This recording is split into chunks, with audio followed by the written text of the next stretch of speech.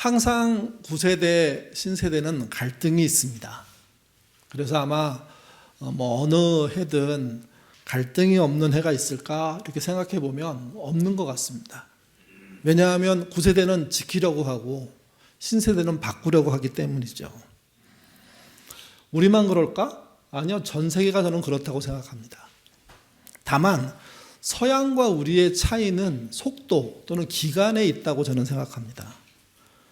우리는 서양이 수백 년 걸쳐서 했던 일들, 수십 년 걸쳐서 했던 일들을 수십 년 또는 수년 안에 바꾸는 일들을 해내버리잖아요.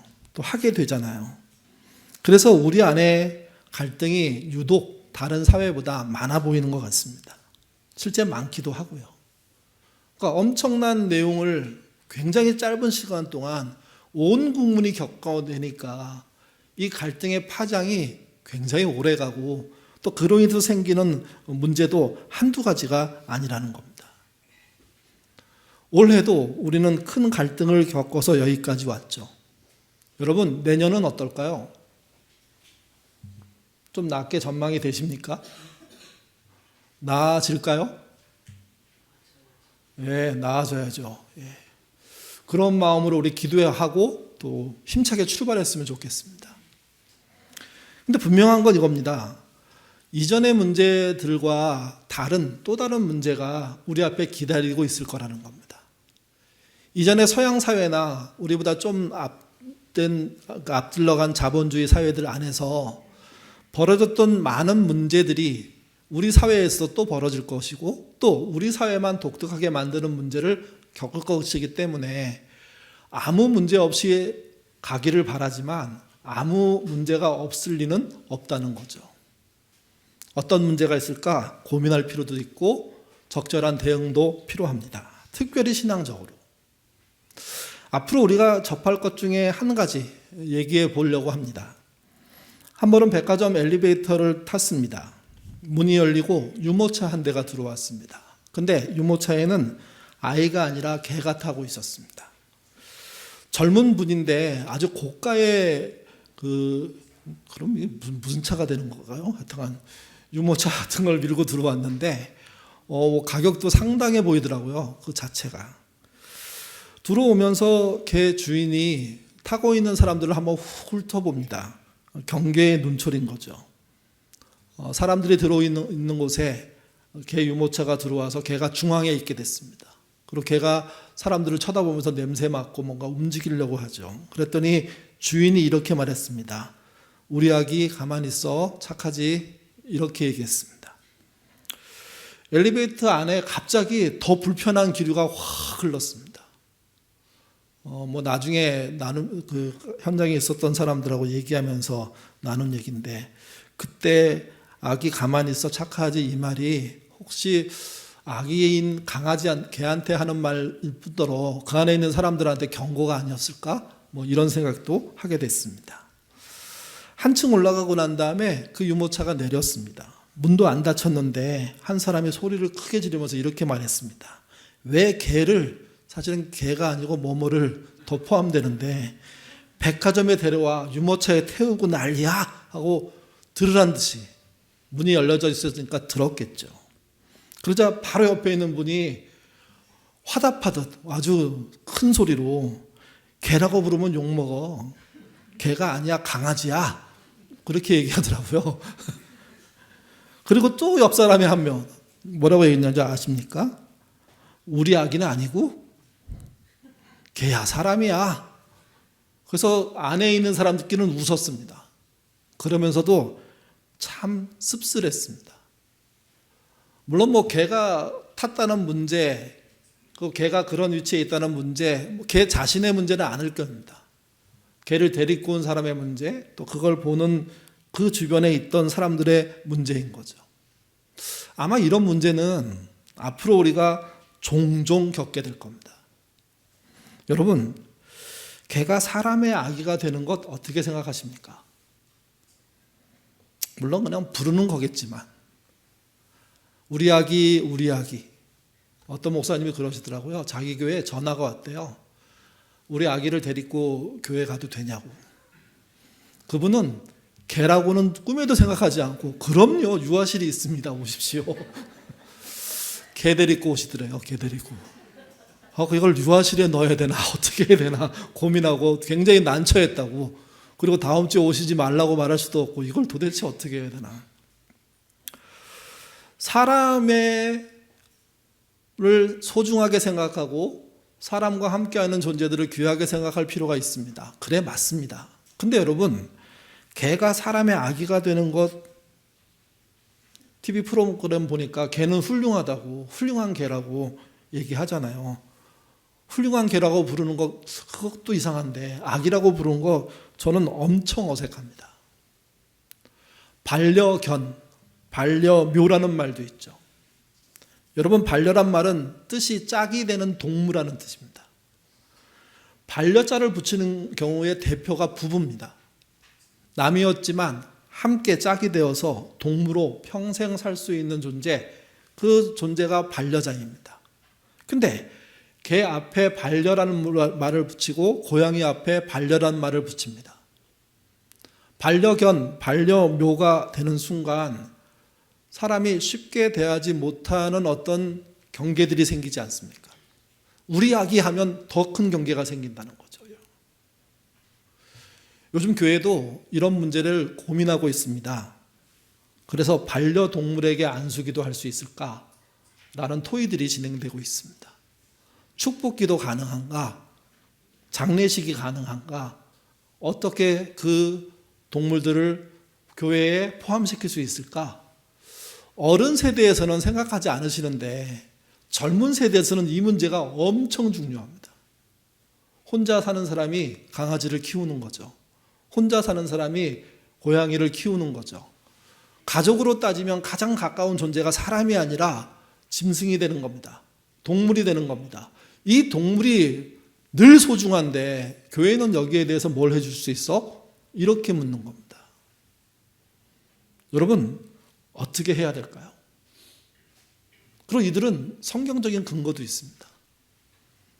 이 근거가 되는지 여러분 한번 판단해 보십시오. 이사야서 11장 6절에서 8절입니다. 읽겠습니다.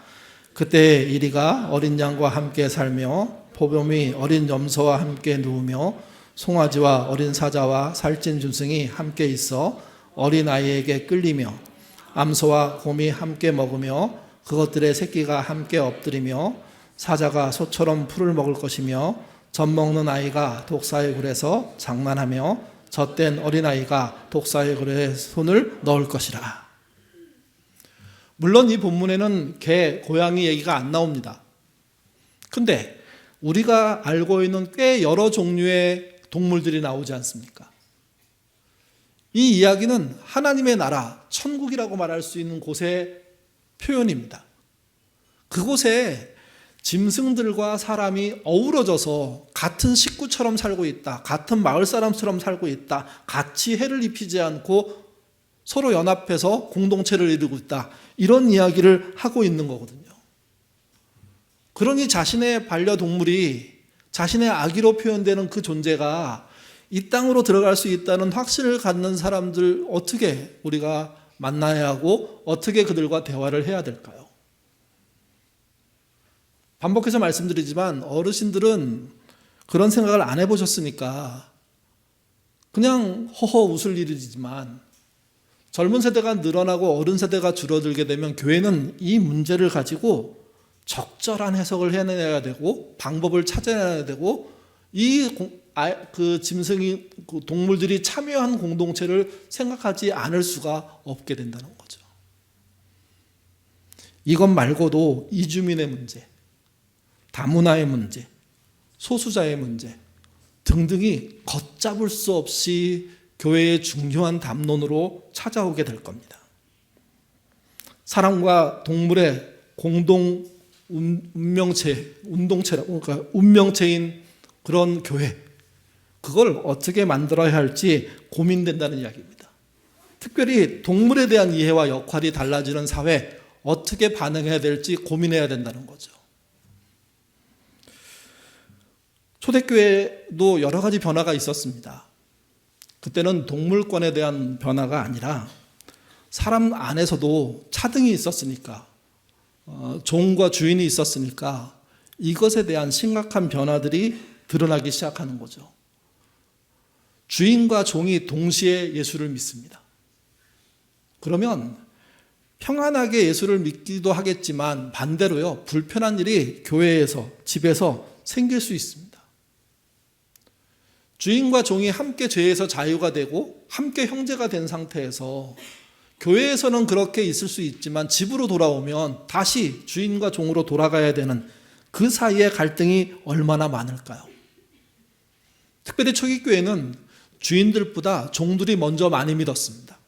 그러니까 신앙적으로는 종들이 훨씬 더 앞질러 갔다는 얘기입니다. 늦게 들어온 주인들이 그 상황에 적응해야 됩니다. 바울이 그래서 골로새 교회 사람들에게 권면하는데 종에 대한 이야기부터 시작합니다. 같이 보시죠. 골로새서 3장 22절에서 23절입니다. 읽겠습니다. 종들아, 모든 일에 주에게 순종하되 사람을 기쁘게 하는 자와 같이 눈가림으로 하지 말고 오직 주를 두려워하여 성실한 마음으로 하라.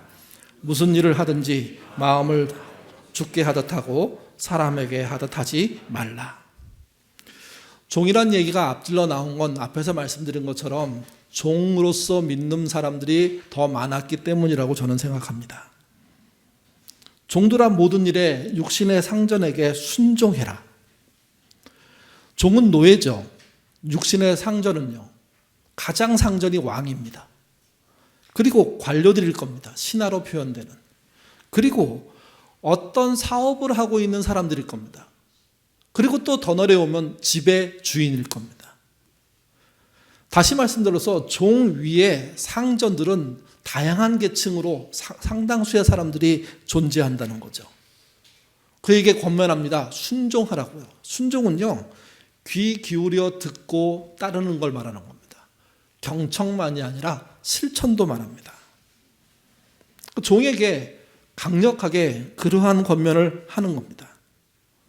그러면 그 권면에 따라 그는 뭘 어떻게 해야 될까요? 24절에서 25절 말씀 같이 읽겠습니다. 이는 기업의 상을 주께 받을 줄을 아나니 너희는 주 그리스도를 섬기느니라. 불의에 행하는 자는 불의의 보응을 받으리니 주는 사람의 외모를 취하심이 없느니라. 24절 25절은 23절부터 읽어 내려가시면 훨씬 쉽습니다. 무슨 일을 하든지 마음을 다하여 주께 하듯 하고 사람에게 하듯 하지 마라. 그러니까 종된 자가 순종을 하는데 모든 일에서 주께 하듯 주인에게 순종하라는 거죠. 눈 가리고 적당히 하지 말고 성실함으로 하라는 겁니다. 24절은 그런 자에게 기업의 상을 주께 받을 줄 알라고 얘기합니다.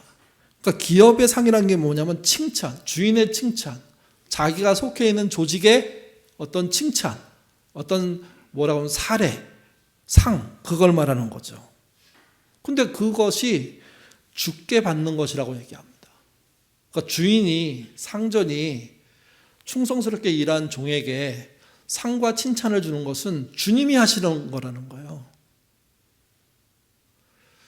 우리는 이 이야기를 많이 읽었기 때문에 그래 그렇게 받아들이지만 당시 신앙인들은 이 문제가 가벼운 문제가 아니었을 겁니다. 왜 그러냐면 왜 종은 종이고 주인은 주님이 됐느냐는 거죠. 종은 순종해야 되고 순종의 칭찬이 주님께로부터 오는 거라고 얘기하느냐 이거죠. 일상에 있던 일이 신앙으로 확 들어오고 그래서 이 이야기를 정리하는 게 쉽지 않았을 거라는 겁니다. 주인을 순종으로 섬기는 것이 그리스도를 섬기는 것과 같다. 25절에는 불의를 행하는 자는 불의의 보응을 받으리니 주는 사람의 외모를 취하심이 없느니라. 본심, 진심, 그렇게 말할 수는 없지만 한 행동을 통해서 불의가 드러났다면 그 불의에 대한 보응을 주님이 하신다는 겁니다. 어디서 한 불의입니까? 종으로서 한 불의. 주인의 집에서, 그 조직에서 한 불의. 메시지 번역을 보면 좀 더 정확하게 이해할 수 있습니다. 같이 읽어보겠습니다. 눈가림으로 일하는 금뜬 종은 그 책임을 지게 될 것입니다. 예수를 따르는 사람이라고 해서 일을 잘못해도 묵과되는 것은 아닙니다.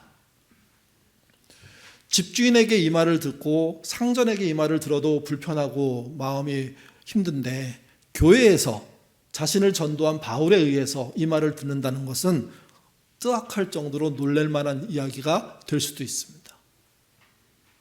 왜 우리가 과거로 더 깊게 상전의 밑으로 돌아가야 돼? 우리는 믿음으로 해방을 얻었고 자유를 얻었는데, 오히려 바울은 종들에게 할 말이 아니라 주인들에게 더 많은 것을 양보하라고, 물러나라고, 애쓰라고, 너희가 더 솔선수범하라고 이렇게 얘기하지 않고 종부터만 하느냐, 이런 시비가 붙을 수밖에 없는 겁니다. 골로새서는 3장 25절로 끝이 나거든요. 그 3장이 25절로 끝이 나는데 오늘 본문은 4장 1절까지입니다. 그리고 성경의 편집을 좀 다르게 한 데는 그 주제의 흐름에 따라서 4장 1절까지가 3장에 포함된 얘기로 이렇게 나눠져 있는 경우들도 꽤 있습니다. 이유는 간단합니다.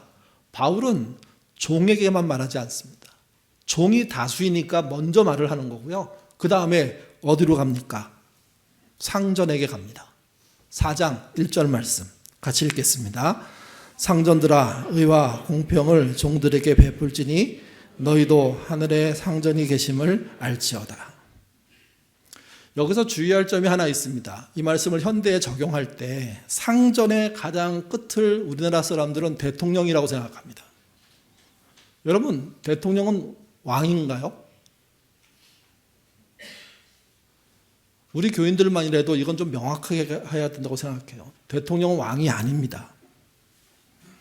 대통령은 마음대로 해도 되나요? 그럴 수 없습니다. 일시적으로 맡은 거잖아요. 끝까지 맡은 게 아니라. 권한도 왕의 권한이 아니라 선출직의 권한을 갖고 있습니다. 그러니까 선출직의 한계를 지킬 줄 아는 분이 진짜 대통령인 거예요.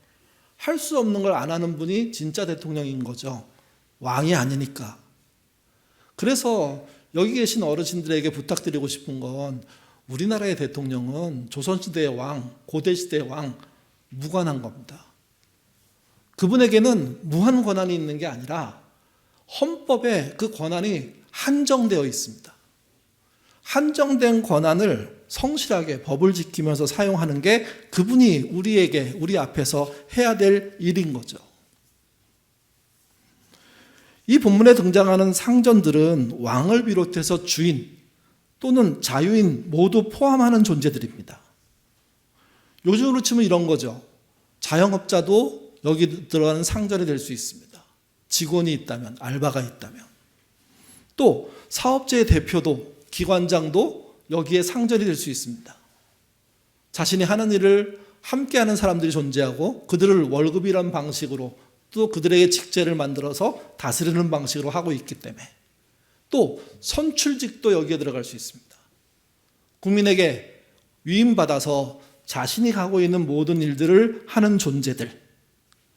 그게 요즘 시대로 말하는 상전, 사람들을 다스리고 사람들과 함께 일하고 대표하는 그런 분들을 말하는 거죠. 이분들의 일의 원칙은요, 의와 공평입니다.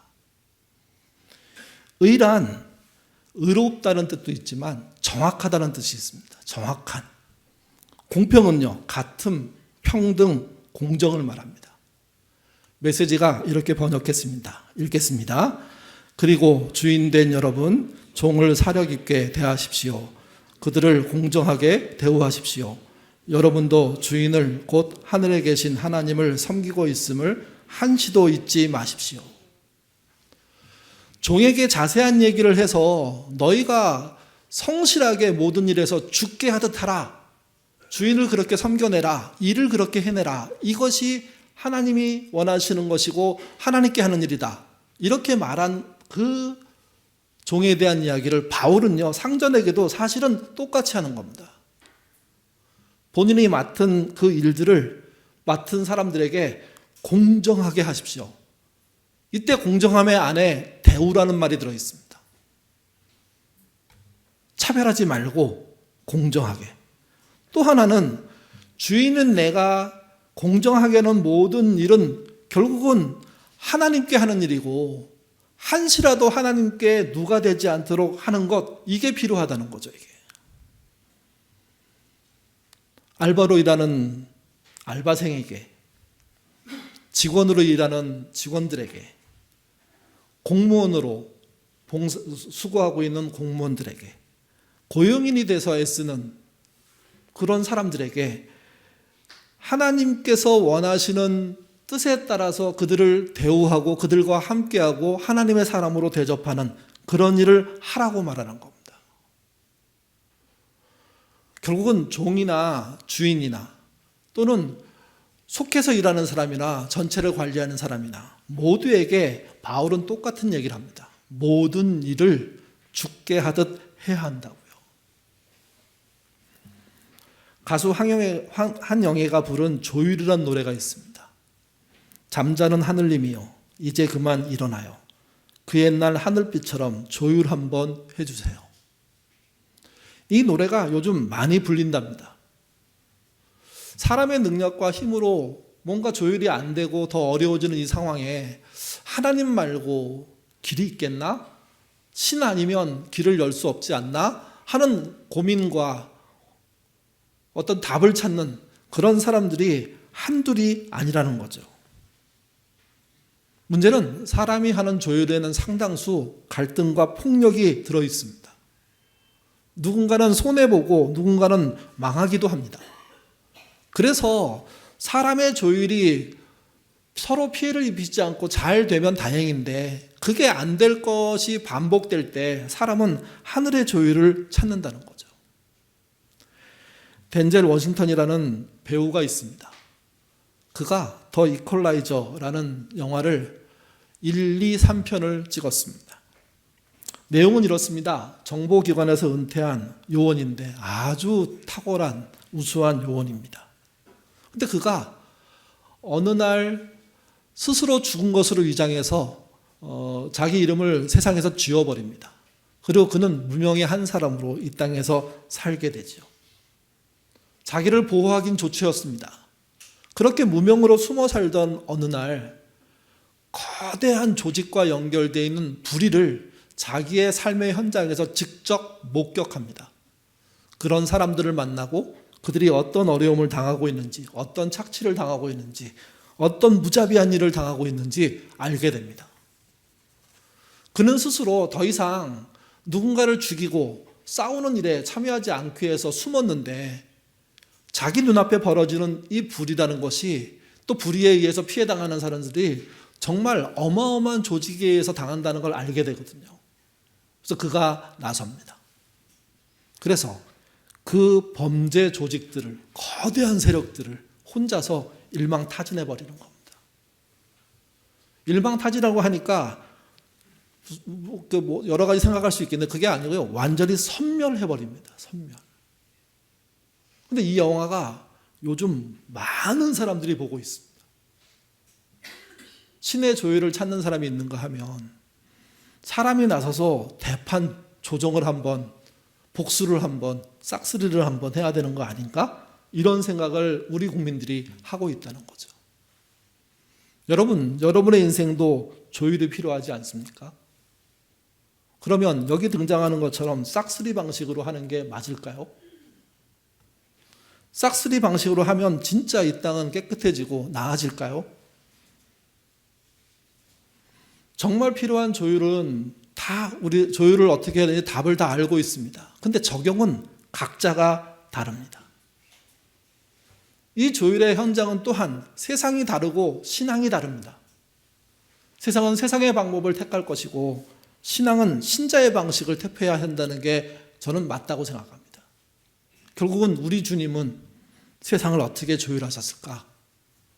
그 조율한 그분의 방법은 뭘까? 한번 들여다볼 필요가 있습니다. 예수님 아버지가 목수였잖아요. 큰아들 예수도 목수입니다. 그 목수는 도대체 어떻게 세상을 새롭게 했을까? 우리는 누구나 십자가를 통한 새로움에 대해서 다 알고 있습니다. 그러면 주님은 십자가를 짓는 것 하나만 가지고 세상을 새롭게 한 것일까? 아니면 그 앞에 뭘 보여줬을까? 여러분 생각해 보십시오. 십자가 사건은요, 시간상으로 따지면 6시간입니다. 33년 예수의 인생 속에 6시간은 정말 소량의, 극소량의 시간입니다. 그걸 좀 길게 보면 하루로 볼 수 있습니다. 33년에 비해서 하루는 그야말로 점에 해당하는 시간 아닙니까? 예수님이 그 점에 해당하는 시간 앞부분에 당신이 정말 하나님의 사람으로서 이 땅에 어떤 모습으로 살아갈지를 보여주지 못하고 십자가에서만 보였다면 그 십자가는 진짜일 수가 없습니다. 그 십자가를 좀 더 넓히면 3년의 공생애겠죠. 3년의 공생애기 동안 제대로 된 역할을 하시고 그 전에 30세 이하의 젊은 시절을 엉망으로 살았다면 그거 문제가 되지 않을까요? 몫으로 사셨던 예수님은 도대체 자신의 삶 속에서 어떻게 죽게 하듯 했을까요? 그걸 상상할 수 있는 말을 정리한 사람이 있습니다. 도로시 세이어즈라는 사람인데요. 그분이 한 말, 설교 안에는 조금 앞부분에 번역을 좀 매끄럽지 못하게 되어 있는데요. 화면 보시면 좀 수정해 놨습니다. 같이 우리 천천히 읽어보겠습니다. 교회가 목수에게 전하는 메시지는 흔히 여가 시간에 술 취하거나 방종하지 말고 주일에 교회에 나오라고 권하는데 한정되어 있다. 교회가 그에게 해야 할 말이 있다. 그의 종교가 그에게 제시해야 하는 첫 번째 요구는 좋은 식탁을 만들라는 것이다.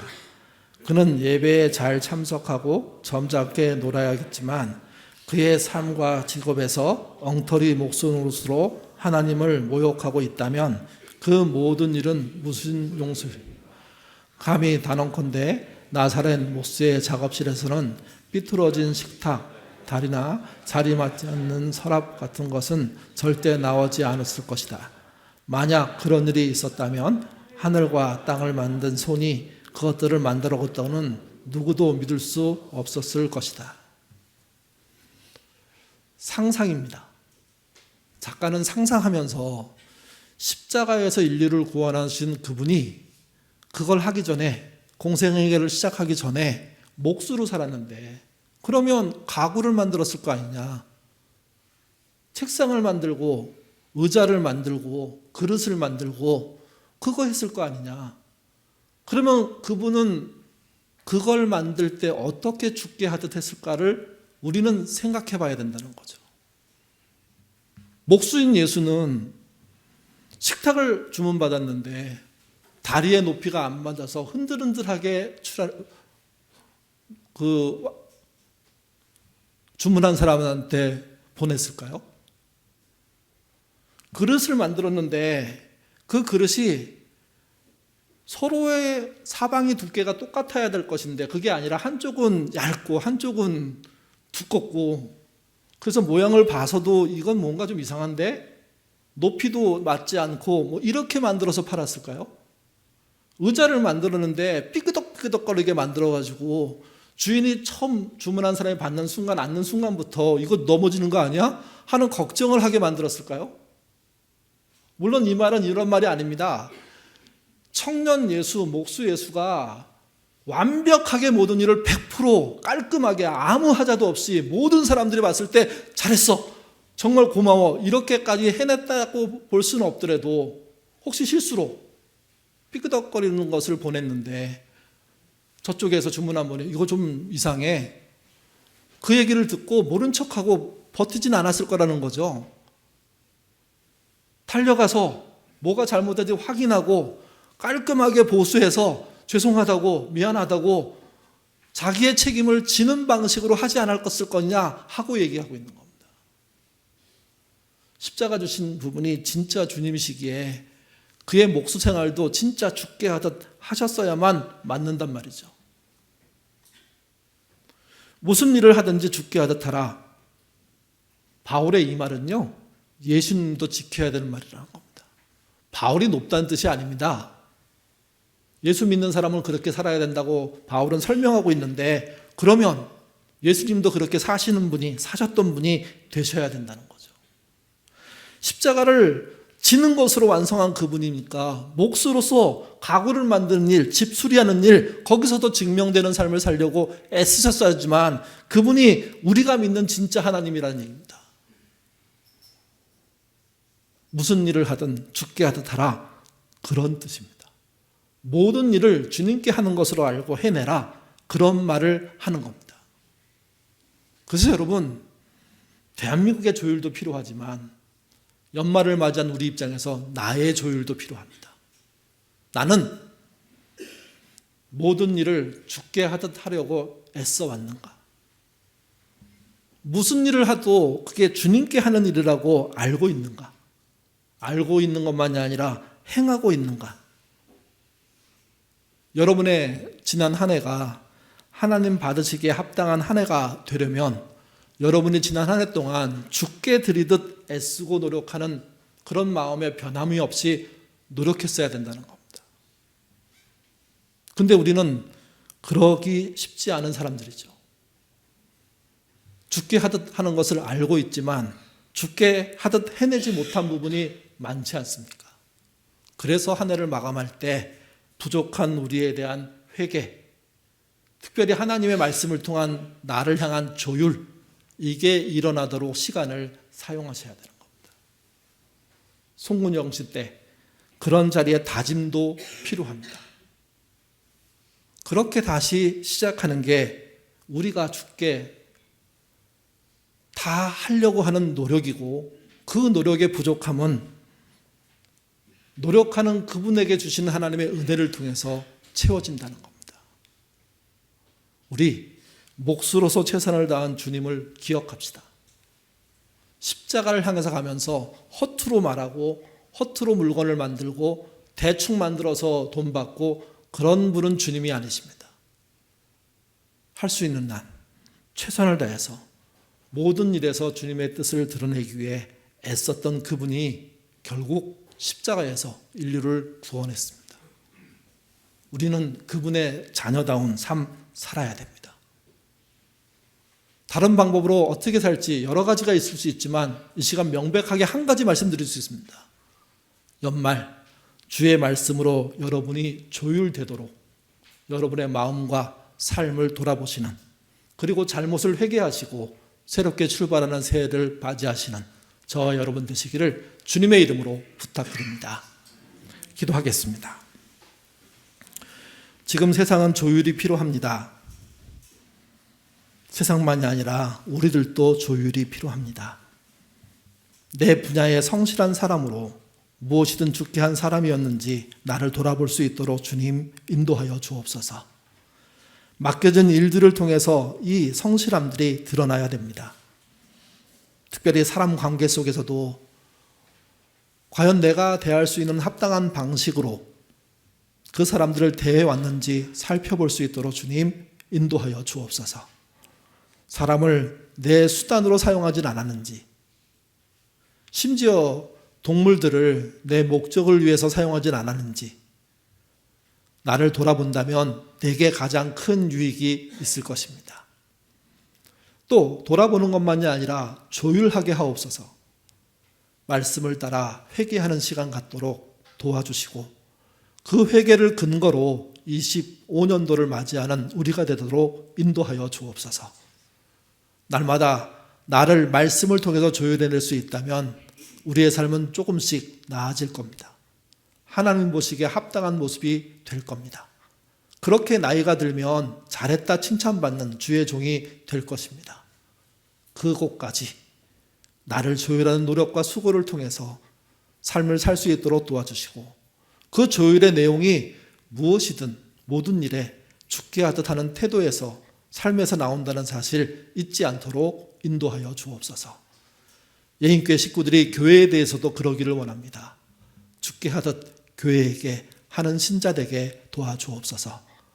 목회자들이 교우들을 대할 때도, 또 목회자, 교역자 서로에게도 정말 죽게 하듯 하는 용기 있는 신앙인 되도록 인도하여 주옵소서. 아둘람에서도 죽게 하듯 하는 섬김들이 넘쳐나게 하셔서 정말 주님이 보시기에 아름답다 칭찬할 만한 그런 아둘람 일궈가도록 인도하여 주옵소서. 한국교회가 그런 교회로 변하기를 원합니다. 돈 있고 숫자 많은 권력 있는 교회가 아니라 정말 서로를 섬기는 말씀으로 조율된, 그래서 교회에 다니는 사람에게 맡기면 틀림이 없는 그런 일을 해내는 공동체 되도록 인도하여 주옵소서. 대한민국의 조율이 필요합니다. 주여 우리의 기도를 들어주시고 신속하게 정의롭게 이 문제가 풀려가도록 이끌어 주옵소서. 수고한 모든 예인의 식구들이 힘차게 새해를 맞이하기를 원하오며 예수님 이름으로 기도드립니다. 아멘.